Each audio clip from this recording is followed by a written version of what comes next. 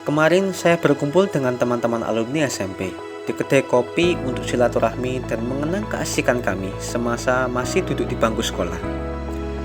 Satu topik yang saya soroti waktu itu adalah mengenai seorang guru kami yang mampir di sekolah kami mengajar selama kurang lebih 1,5 semester dengan fokus mata pelajaran matematika. Tapi kadang beliau mengajar pelajaran lain seperti agama, PKN, IPS, dan terkadang IPA menggantikan guru yang sedang penataran atau ada keperluan lain. Kami memanggil beliau dengan nama Pak D. Beliau adalah guru yang sangat family friendly, walau usianya sudah hampir menyentuh kepala 5 saat itu.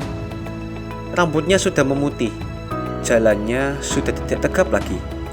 Namun beliau adalah guru dengan jiwa muda yang masih berapi-api dan sangat inovatif. Kami semua mencintai beliau, walau hanya sebentar singgah di kelas kami. Sistem beliau mengajar sangat memuaskan kami para muridnya yang menginginkan hal baru dan sejalan dengan era kami para zilenial.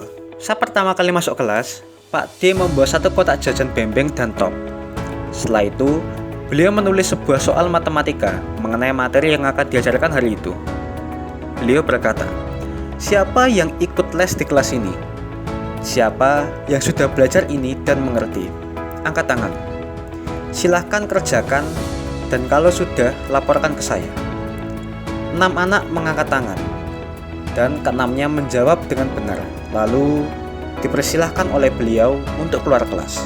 Boleh ke kantin, boleh ke perpustakaan, atau ke ruang multimedia, atau ke musola untuk melaksanakan ibadah duha mendahului. Bagi siapapun yang bisa menjawab duluan, yang punya cara unik atau penyelesaian lain selain rumus yang diberikan beliau, atau yang memiliki pemikiran dan ide brilian lainnya, mendapatkan hadiah bembeng atau top, atau jajan lain yang Pak D bawa di hari itu. Khusus bagi anak yang bisa menemukan cara cepat atau metode yang memudahkan seluruh siswa memahami matematika, beliau akan berikan uang jajan mulai dari 5.000 sampai 50.000 yang biasanya untuk penyelesaian soal ujian nasional sebagai reward. Khusus untuk hari di mana beliau mengajar pada jam terakhir, reward yang paling kami nantikan adalah bisa pulang duluan. Di situ, kami berlomba-lomba bagaimana caranya bisa memahami materi, bahkan sebelum beliau masuk kelas. Secara tidak langsung, kami belajar mandiri, dengan semangat tanpa paksaan, membangun hubungan baik dengan sesama, dan membentuk tim yang toleran dan bersatu kuat. Bagiku agamaku, bagimu agamamu. Berbeda asal daerah, berbeda warna kulit, berbeda pola pikir dan sudut pandang hidup. Namun, kita semua satu. Kita adalah keluarga. Setelah itu, beliau menyuruh yang duduk di bangku belakang untuk mengisi kursi yang di depan.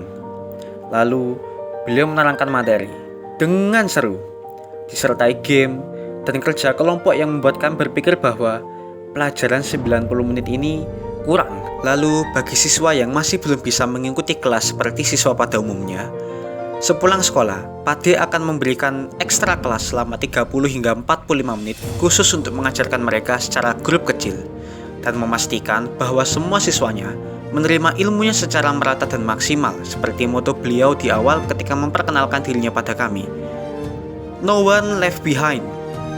Kita semua adalah keluarga. Saat program literasi, bagi siapapun yang menyelesaikan satu buku dalam 1 bulan dan menceritakannya di depan kelas, atau bagi yang menceritakannya secara asik dan unik seperti mengikuti alur suka dan duka dalam buku itu dan atau menjelaskan kandungan materi yang ada di dalam bacaan itu, serta bagi yang bisa menulis esai, karya tulis sastra, atau ilmiah, akan diberikan hadiah kejutan. Dan masih banyak lagi hadiah yang beliau berikan pada siswanya sesuai prestasi yang diperoleh apapun itu. Beliau menentang sistem one week one resume karena beliau tahu bahwa siswa hanya akan menjiplak sinopsis atau abstrak secara mentah dan hanya akan membuat program literasi nasional menjadi program yang sekedar formalitas dan menambah beban siswa. Beliau pun menentang sistem full day school. Baginya, sekolah cukup sampai jam 12 atau selambat-lambatnya pukul 1 siang.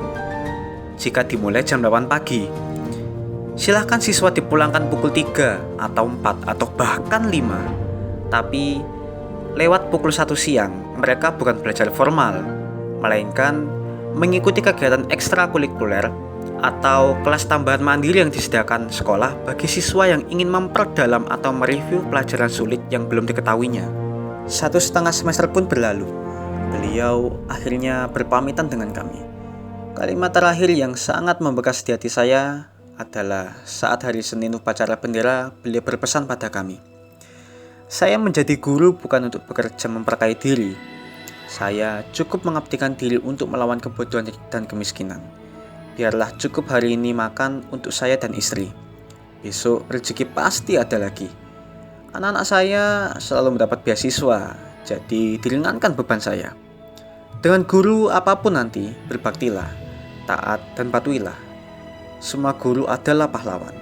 Kalau saya cuma mampir bentar terus minggat, saya mau membajak sawah di tempat lain. Kalian sudah tidak membutuhkan saya. Bahkan kelak saya yang akan membutuhkan kalian. Setiap kebaikan akan diikuti oleh sejuta kebaikan lainnya. Manfaatkan apa yang sudah Pak D titipkan pada kalian. Jadilah kalian pemimpin negeri ini kelak. Bersatulah kalian para pemuda. Musuh kalian adalah kemiskinan dan kebodohan. Jalan kalian masih panjang. Buat cerita kalian menjadi sebuah sejarah yang indah untuk dikenang.